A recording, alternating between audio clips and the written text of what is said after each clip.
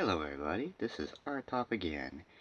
And for all you uni rockers out there who have missed me for the last while, sorry about that.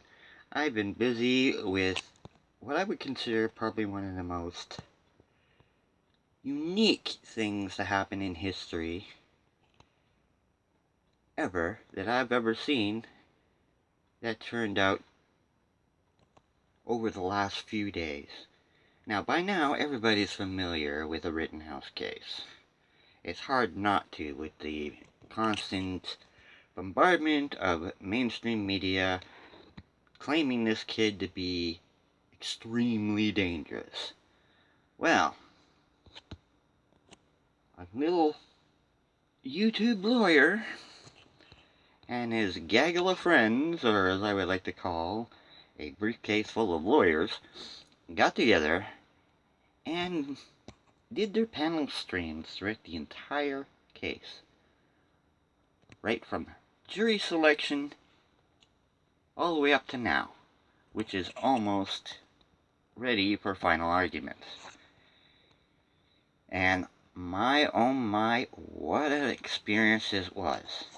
Having up to 10 lawyers in a panel discussing law in ways that no mainstream media outfit would ever attempt before.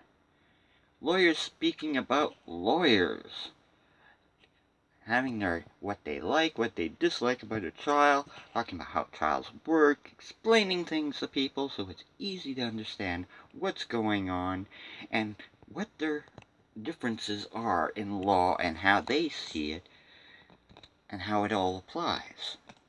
Now, some came in biased, some didn't, but most of them came in biased because, well, as everybody knows, a lawyer is biased by nature. It is their job to be biased. They take a side and they stick with it and they work with it till they either win or lose the case, which is usually the case. But in this case, you got a full, in-depth, more well put together information packet along with the trial that you'll never see ever in mainstream media.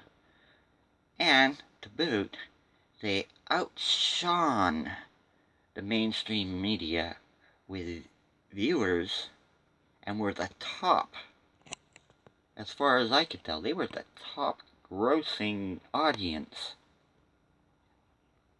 of the whole trial. More people were watching Ricky Law and his pocket full of lawyers, or briefcase full of lawyers, or whatever you want to call them. And believe me, I don't think the mainstream is going to be happy about it. But I can guarantee you, in more trials to come, they're going to try and duplicate what Rakita did. They're going to try and get their own legal fucking, excuse my language, but their own legal panels to try and imitate what Rakita Law did, but be completely politically biased doing so. Now, it's not going to work for them, because when you have up to 10 lawyers together talking about a case, they're going to bring out everything about the law that the mainstream law nerds out there don't want you to know. They don't want you to know what certain legal terms mean. They don't want to let you know how things actually work in a court other than what they say themselves, which is ridiculous because a court case depends on transparency as much as possible, and it also uses a lot of trickery. And you saw a lot of that in this case, believe me. There was a lot of trickery, and there was a lot of bad things going on with the case, especially on the prosecution side. Prosecution, where they got the prosecution team, I do not know. They are the most corrupt prosecution team I've ever seen blatantly out there. I mean, they pulled all the biggest mistakes, and they challenged the law to the point of absurdity. I mean, I'm amazed no one's putting charges on them for breaching their own law to try the case. Now, the defense wasn't that much better. They didn't hardly ever object, and when they did, it was too late. The damage was already done. Now, there were some good objections, but like I said, by then it's pretty much too late in the case because, it's like they just let the prosecution just run with the case, and whether it was a strategy to let them hang themselves, I do not know, but believe me, it did look like prosecution was hanging themselves because they stepped on their own toes. They let their own egos hang themselves. They got the judge ticked off more than once. And you don't want that in a case. You don't want the judge yelling at you in front of a jury. That does not help your case. So, it's not over yet. We still haven't got to final decisions. But, my oh my, it's a case to see. So I want to thank Rakita Law, Viva Barnes, and all the lawyers that were there for putting on the most informative and entertaining law case I've ever seen.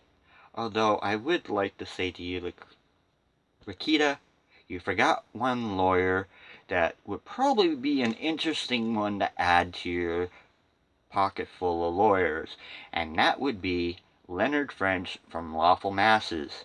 After all, after a case like this, you are definitely gonna need a lawyer in his area.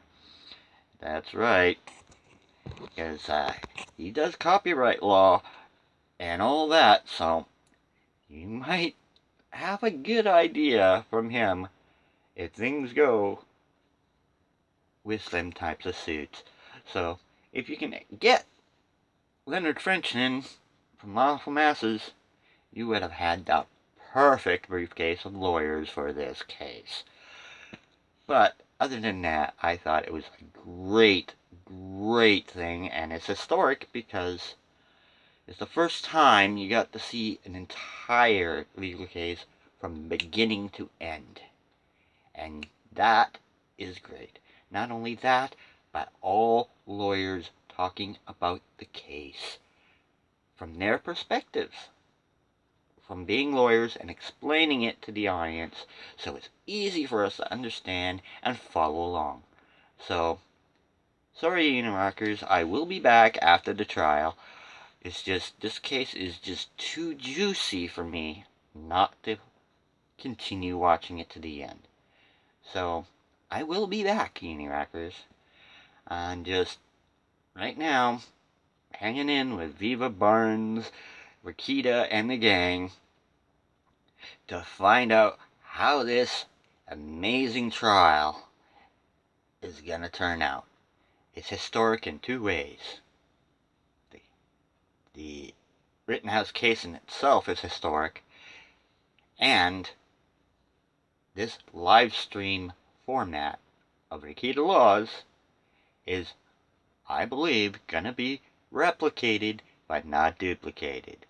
So, have a good one, everybody.